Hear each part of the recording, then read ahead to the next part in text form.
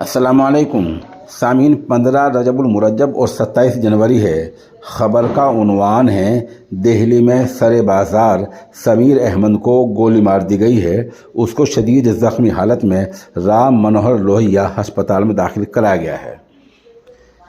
इत्तला के मुताबिक दिल्ली के इलाका शास्त्री पार्क में ये वारदात हुई है कि सरे बाजार रोज़ रोशन में दिन में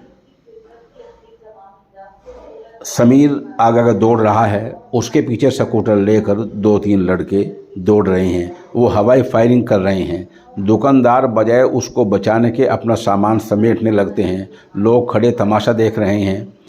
सीसीटीवी कैमरों में सब कुछ आ रहा है, लेकिन कोई उसको बचाता नहीं है। भाग दौड़ के नतीजे में बिलाखिर समीर को गोली मार दी जाती है।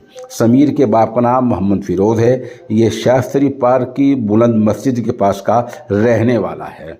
इसमें अहम बात यही है कि दिल्ली जो राजधानी है और जिसमें 26 जनवरी की वजह से बहुत बड़े पैमाने पर इंतज़ाम किए गए थे, पुलिस, आला अफसरान, छोटे अफसरान, एहलकार, ज़ैली एहलकार, सीसीटीवी कैमरे, बहुत कुछ किया गया था। लेकिन इस सब के बावजूद शास्त्री पार्क के इलाके में सरे बाजार समीर को गोली मार दी गई, जो अलमिया है। इसने इस मामले में बिलाल और सूद वगैरह समेत 3 अफराद के खिलाफ मुकदमा दर्ज कर लिया है। फिलहाल ज़ख्मी समीर अहमद राम मनोहर लोहिया अस्पताल में मौत-ओ-ज़ीस्त की ज़िंदगी गुजार रहा है।